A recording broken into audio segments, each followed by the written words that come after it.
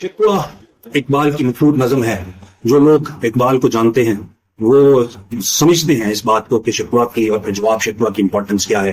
بانگ درا میں یہ شامل کی گئی. 1924 میں جب بانگ درا کی اشاعت ہوئی، اس سے پہلے بھی بہت سے رسالوں میں اس کی اشاعت ہو چکی ہوئی تھی.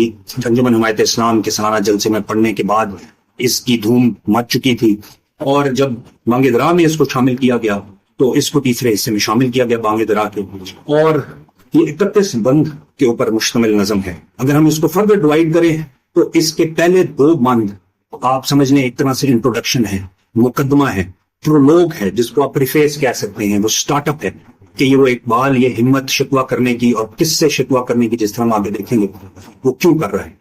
پھر اگلے 11 بند جو ہیں اس کے اندر مسلمانوں کے، پرانے مسلمانوں کے، اپنے آباء و اجداد کے کارناموں کا ذکر.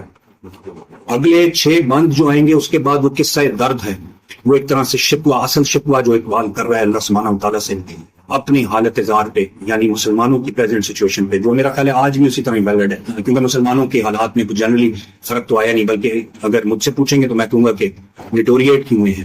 ایک فزیکل غلامی کے بعد ہمارے آباء و اجداد جس میں زندہ تھے، آج ہم ایک بری طرح کی سائیکولوجیکل اور لٹرل اور فلسافیکل غلامی میں موجود ہیں. ہے تو وہ جو 6 بند اقبال کے آئیں گے 11 بند کے بعد، اس کے اندر اس کا ذکر ہے. پھر جو 5 بند آئیں گے، یہ ڈویژن میری ہے ایکسپلین کرنے کے لیے، کیونکہ ہم پوری نظم کو ایک ساتھ ایکسپلین تو کر نہیں سکیں گے.